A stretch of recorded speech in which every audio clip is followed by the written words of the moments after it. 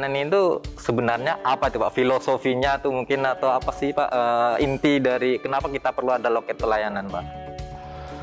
Kementerian ATR BPN adalah kementerian yang memberi pelayanan publik. Nah, pelayanan publik salah satu memberi pelayanan kepada masyarakat dalam rangka atau berkaitan dengan pelayanan pertanahan. Mengenai loket pelayanan pertanahan, saat ini masih diatur di dalam peraturan Kepala Badan Pertanahan Nasional nomor 3 tahun 2010 tentang loket pelayanan pertanahan. Loket pelayanan pertanahan adalah salah satu tolok ukur dari kinerja Kementerian ATR BPN. Dan yang kedua, kalau kita lihat di sini, loket pelayanan pertanahan kualitasnya merupakan bagian dari membangun kepercayaan masyarakat. Oh, biar masyarakat trust buildingnya ya Pak. Kepada Kementerian ATR BPN. Kira-kira ada nggak sih Pak kayak standarnya atau mungkin minimal untuk jadi loket pelayanan seperti itu Pak? Baik Pak Munir.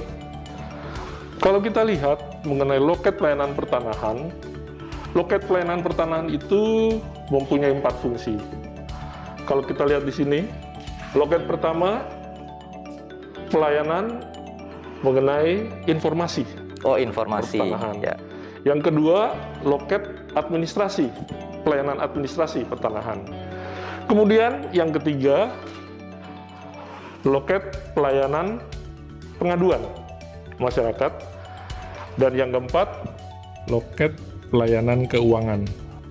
Oh, jadi ada 4 paling tidak untungnya Pak, bisnisnya yang perlu kita sediakan di loket pelayanan itu ya Pak? Ada 4 fungsi. 4 fungsi, paling baik. tidak sudah disediakan 4 loket ini. Ada nggak Pak faktor-faktor yang bisa kita kita improve gitu Pak terkait dengan loket pelayanan? Dalam rangka peningkatan kualitas pelayanan loket pertanahan, ada 3 hal yang menjadi perhatian. 3 ya Pak ya? Ya, yang pertama petugas loket. Tugasnya, oke. Petugas loket di sini. Yang kedua, kita bicara mengenai sarana dan prasarana pelayanan. Dan yang ketiga, kita bicara mengenai standar pelayanan dan pengaturan pertanahan. Nah, kalau terkait dengan yang pertama nih Pak, yang SDM-nya, petugas loketnya, kira-kira apa yang bisa kita tingkatkan dari sisi itu Pak? Dalam rangka meningkatkan kualitas petugas loket pelayanan pertanahan, kita lihat di sini petugas pelayanan loket pertanahan dibagi 2. Ada petugas loket pelayanan pertanahan sebagai penanggung jawab. Yang kedua, mungkin kita biasa mendengar petugas pelaksana. Petugas pelaksananya kayak Mbak ini ya Pak ya? Ibu-ibu di depan ini sebagai petugas pelaksana yang biasa kita kenal, kita sebut langsung petugas loket. Nah, mengenai petugas loket ini, diharapkan untuk meningkatkan kualitasnya mempunyai kemampuan Pak Munir. 1, mempunyai kemampuan mengenai peraturan-peraturan perundang-undangan, khususnya peraturan perundang-undangan bidang pertanahan. Yang kedua, sikap dan perilaku. Itu juga menjadi perhatian untuk peningkatan kualitas dari petugas loket pelayanan. Yang ketiga, mungkin kita bicara juga mengenai penampilan. Bagaimana kita menghadapi orang, perilakunya, bagaimana penampilan kita, apakah sudah rapi. Yang tidak ada penting juga, apa Pak Munir? Disiplin. Disiplin. Bagaimana pemohon sudah hadir, petugas loketnya tidak ada. Belum ada kosong. Ya. Baik. Ya.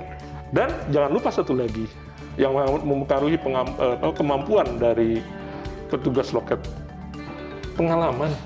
Pengalaman, baik. Pengalaman. Nah, bagaimana sekarang pertanyaannya sebagai penanggung jawab?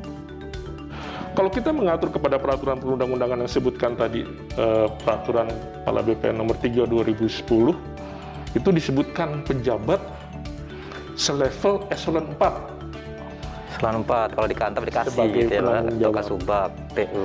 Atau bisa juga yang disebut, kalau kita mungkin masih ada eselon 5,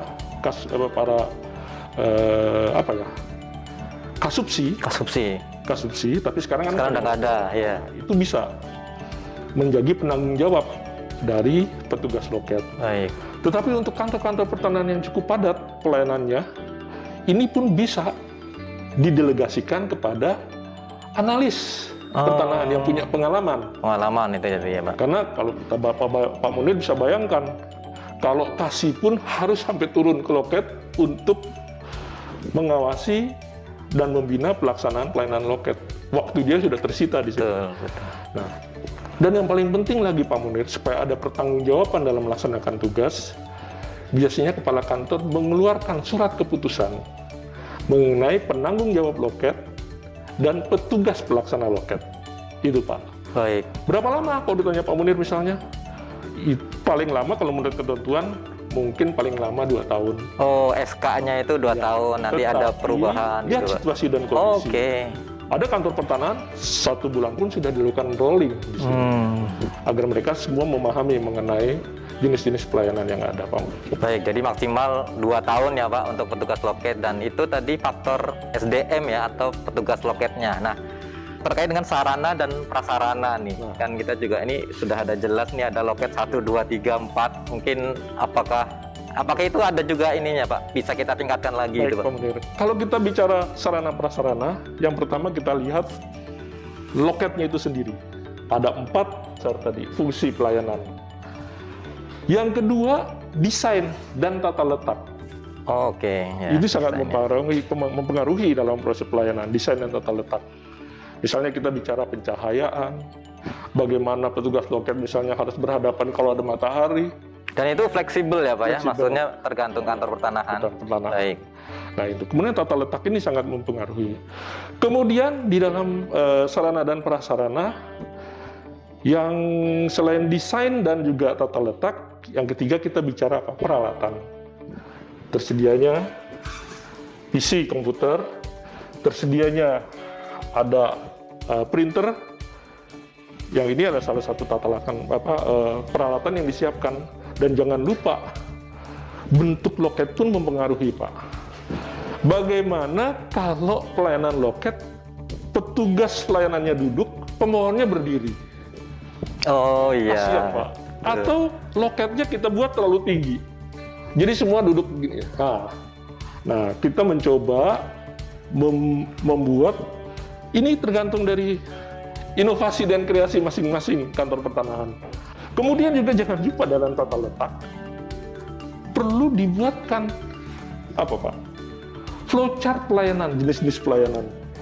Ini penting, informasi terkait flowchartnya. Ya. Jadi bukan hanya loket informasi disediakan, tetapi ada flowchart persyaratan, jangka waktu, biaya yang mungkin mereka bisa baca Pak, lihat langsung.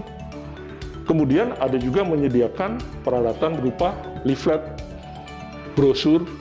Oh, informasi lain tambahan gitu ya Pak. Untuk kantor pertanahan yang cukup ramai juga sudah menyediakan Pak, antrian pemohon.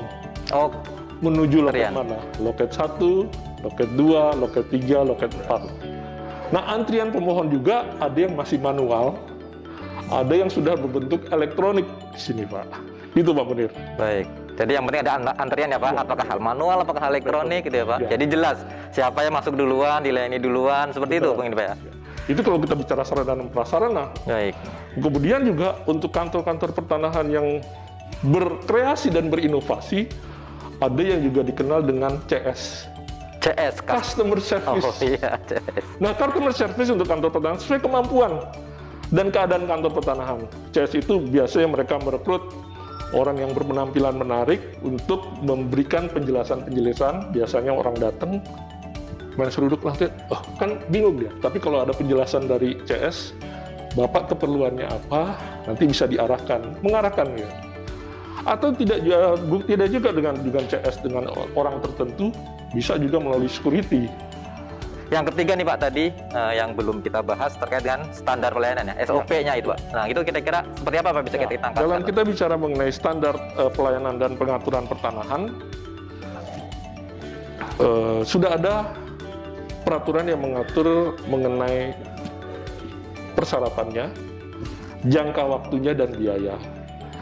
Itu diatur di dalam peraturan Kepala Badan Pertanahan nomor 1 tahun 2010. tentang standar pelayanan dan pengaturan pertanahan. Itu untuk kantor pertanahan. Kemudian untuk di tingkat kementerian, kita juga sudah ada peraturan Menteri Agraria dan Tata Ruang, Kepala Badan Pertanahan Nasional nomor 4 tahun 2017 tentang standar pelayanan Kementerian ATR BPN.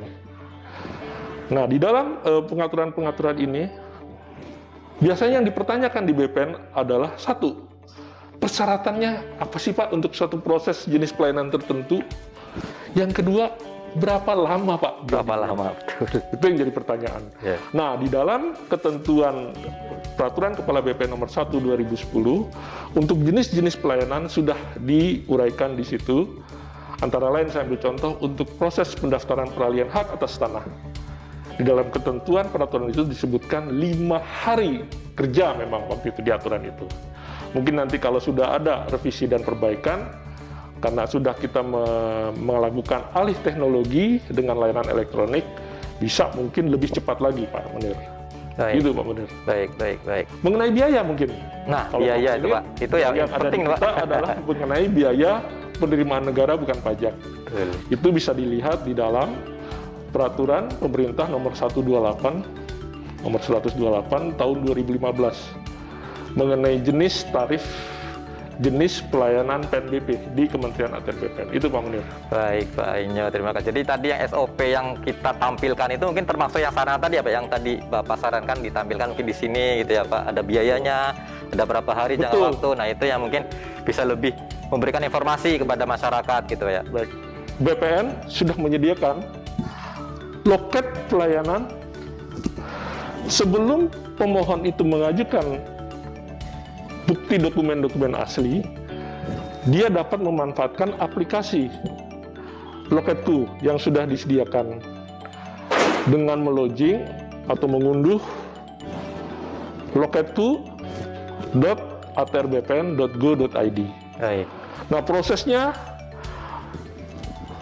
pemohon sudah mempunyai akun dulu agar bisa login ke Loketku ini. Nah, biasanya di dalam aturan kita dengan adanya Loketku itu yang sudah terverifikasi di aplikasi Sentuh Tanahku. Nah, pemohon nanti setelah masuk login dengan akun yang diperoleh dari yang dimiliki oleh pemohon, dia bisa mengunggah dokumen-dokumen permohonan di dalam aplikasi tersebut yang nanti akan secara elektronik divalidasi. Baik, terima kasih Pak Ainyo. Sore ini kayaknya produktif sekali nih Pak. Kita sudah membahas terkait dengan loket pelayanan pertanahan. Dan ya, semoga di lain waktu Pak kita ada sesi lagi untuk membahas hal-hal yang lain. Bagaimana gitu persiapan kita menjadi institusi yang berstandar dunia. Terima kasih Pak Munir. Ya. Semoga ini bermanfaat. Amin. Baik, terima kasih Pak Ainyo. Terima kasih Pak Munir. PPSDM Road to Korpu. PPSDM mencetak ASN muda unggul.